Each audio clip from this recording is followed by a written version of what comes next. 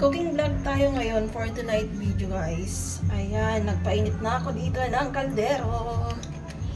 Nilagyan ko na ng konting mantika.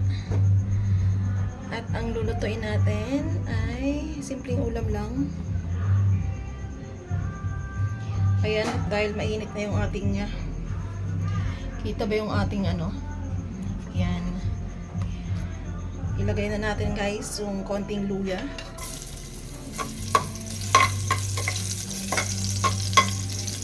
Konting luya. Sunod na natin yung konting bawang. At dinig na dinig ninyo naman ang pagkilansing ng ating mainit na bawang at luya. Sunod na natin guys yung ating sibuyas.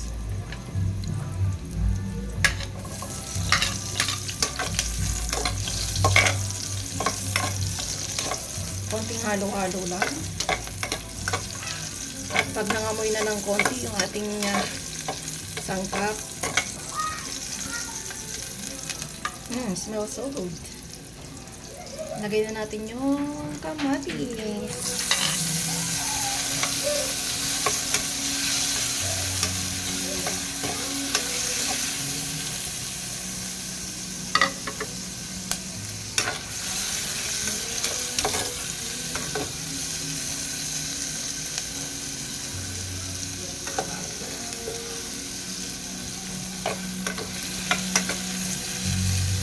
Iluto lang natin siya ng bahagya.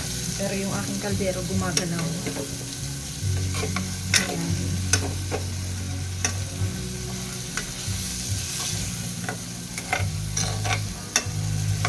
Yung gusto mo magsinigang na isda, pero wala kang pambili ng sariwang isda. Ito ang gagawin natin. Ayan. Tara! Mackerel. Lagyan na natin. Uy, tingnan nyo naman, isang pirasong malaki ang lamon. Diba? Ayan, nahatig na sa dalawa. Siyempre guys, sayang ng lasa, diba? Lagyan natin siya ng tubig. At, ayun na. Yan. Sakto lang yan. Isang lata din. Ito doon. Simot.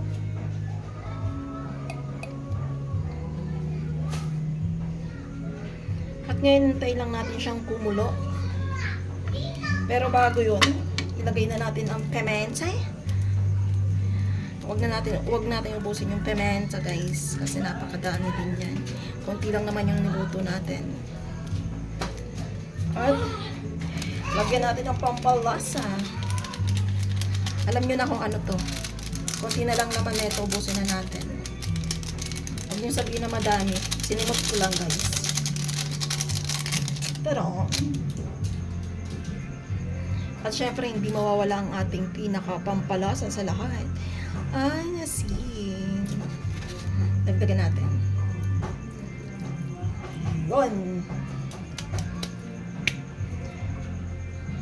At syempre antayin natin siyang kumulo. Balikan natin pag kumulo na. Taran! Tila kumukulo na. Tingnan na natin guys nang matapos na. Ayun.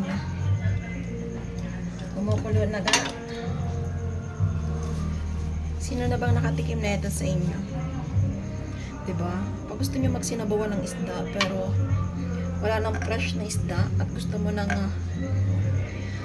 ganyan, simpleng ulam lang.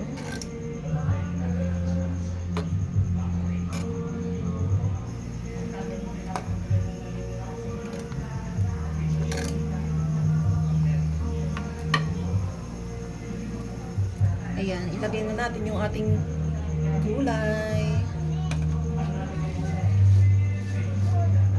Check muna natin.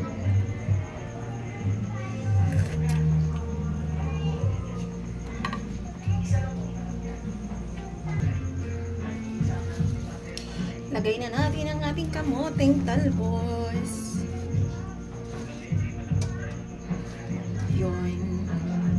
Alam nyo ba guys, yung dalawa kong anak, pinapili ko yan kung anong gusto nilang ulam.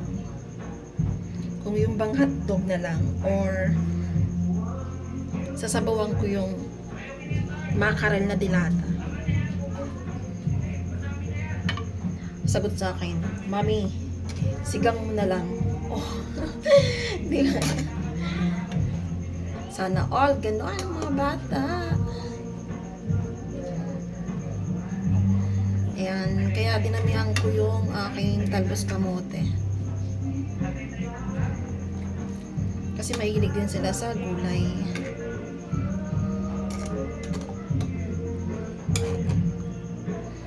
Ayan, pakukuluin lang natin siya. Huwag natin masyadong haluin.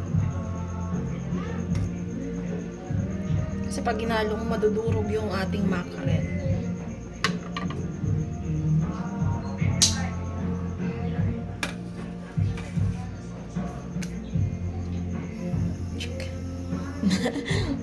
Uy, nawawala ang ano.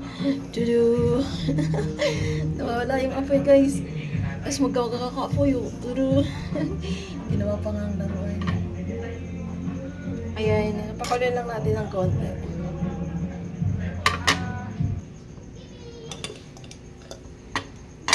Ayan, dahil okay, nalagay na natin yung pampaasim. Tira pa ako ditong sinigang mix, guys. Yun nalalagay natin.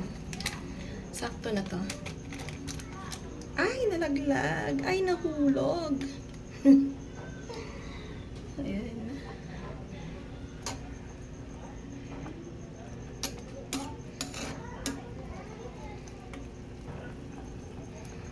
Tingnan natin kung tumalab yung asim.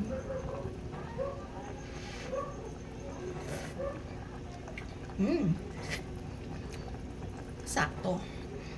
Medyo may konting alat pero okay na rin kasi sa kanin naman.